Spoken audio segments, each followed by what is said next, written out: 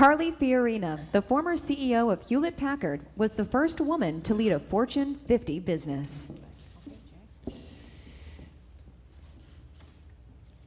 What is it's kind of a personal but a professional question. You've been in both, well, you've run for office, but you were top 50 CEO.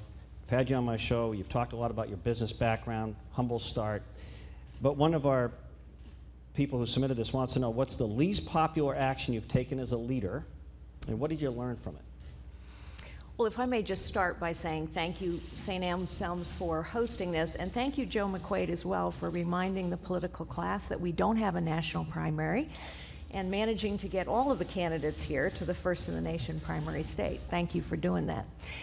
I think one of the most difficult decisions you have as a leader is to challenge the status quo, whatever the status quo is. The status quo in any system, in a business, in a bureaucracy, and especially in Washington, D.C., is powerful because people who have benefited from the status quo want to preserve the status quo.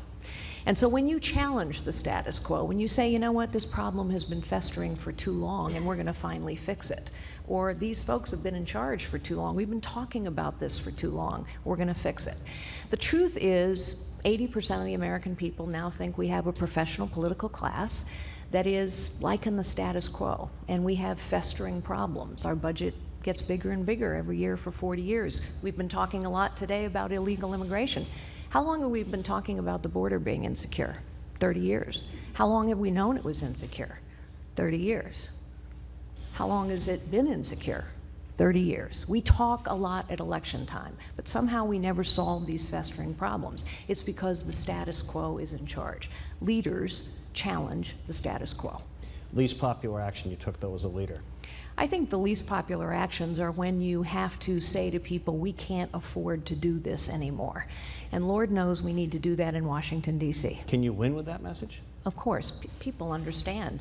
Honestly, our government has gotten bigger and bigger every year for almost 50 years. You have to invest in those things that are priority, securing the border, helping people who truly need help, and you need to quit spending money where you're wasting money. And we are wasting hundreds upon hundreds of millions of dollars every year. And by the way, we know where it is, because there are reports that come out every year. They land like a thud on Congress's desks, and literally nothing happens.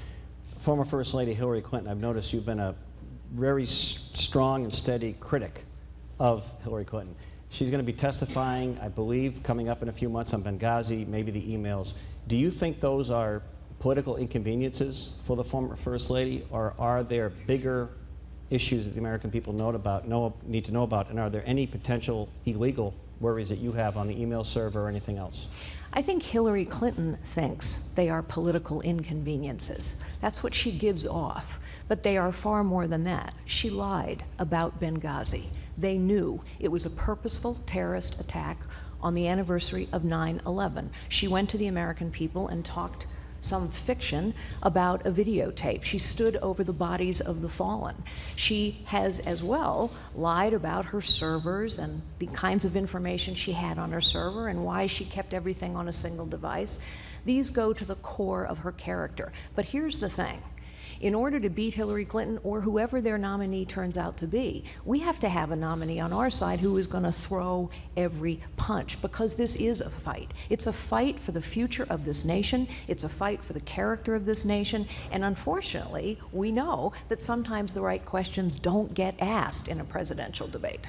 Should Planned Parenthood receive federal taxpayer funding? Absolutely not. This is about the character, the moral character of our nation. It's not about whether you're pro-choice or pro-life. Just as taking care of people who need our care is part of the moral fiber of our nation as well. Thank you. Look forward to the next round. Thank you.